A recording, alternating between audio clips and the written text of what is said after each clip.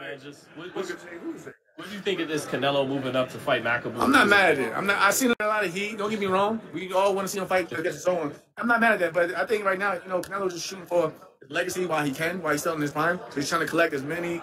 I think he said he'll be the first Mexican to be a five division world. So let him go do that. I don't think he's gonna stay at cruiserweight. It's a one shot and done. It's a one shot and done. You and ever coming see back Macabre down. fight? Yeah, I seen him fight. What do you think? He's a good fighter. But like I said, it's hard to root against Canelo. I don't like Canelo can go fight Usyk, and I'm still gonna root for Canelo. You know what I mean? Do you think it's one of those like right time and right opponent kind of thing? Like. Yeah, I think his team is smart. And like I said, man, Canelo isn't stupid, man. Like even I feel like even with the Golovkin fights, they caught Golovkin at the right time. You know what I mean? I'm not saying that they waited for him to degress, but they don't say when it was on their time and the timing was right for them. Canelo went for the Golovkin and he did what he did there. And I feel like it's the same way going to Cruiserweight. There's a method to the madness, pretty much. I don't think they're just doing it just to be doing it. You know what I mean? Of course, you want to create your own legacy and make history, but it's all about timing. It's gonna be like Roy and Ruiz. Oh yeah, definitely. Something like that. I know Tim Bradley said that's kind of like a cherry pick for Canelo to go up there and grab that belt. I know you don't really want to say that type of stuff. Hey, Tim is Tim. Do you kind of feel like that same way? I mean, like I said, man, this is this point where Canelo, he can pick whoever he wants to fight. You know what I mean? So you can call it a cherry pick or whatever, but like I said, at the end of the day, he's still going against another world champion. It's up to that man to prove everyone wrong that Canelo made a big mistake. But yeah, you can call it whatever you want to call it, but it is what it is. I mean, people going to tune in regardless. Who to your eyes is the best fight?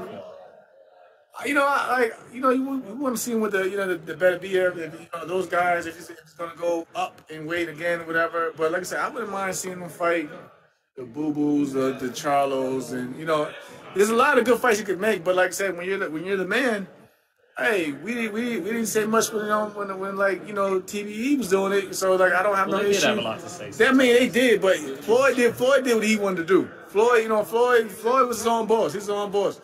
Then goes to Canelo. Canelo's not thinking about no one else but what he was right for him, and he gonna do what he do. Jamel, why do you think people aren't saying, like you said, people got a lot to say, because there's a lot of fights for him to make at 68 and 75. Well, why do you feel like they're not saying, let's fight each other?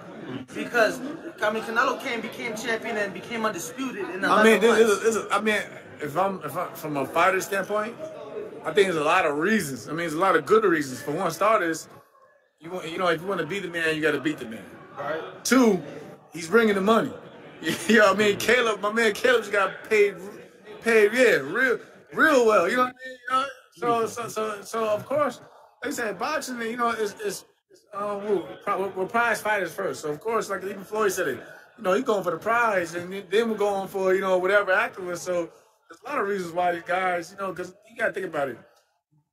Fighters today, we all see, it's not even just with Canelo's weight class. You see it with the lightweight division. So fighters today, they feel like if you take a big of a risk fighting this top fighter or whatever, it's gonna knock their value down if they don't come out on top. So instead, some fighters, they'd rather just and get that big fight, and then whatever happens there, okay, well I take an L, whatever. But in the end, the risk is worth the reward.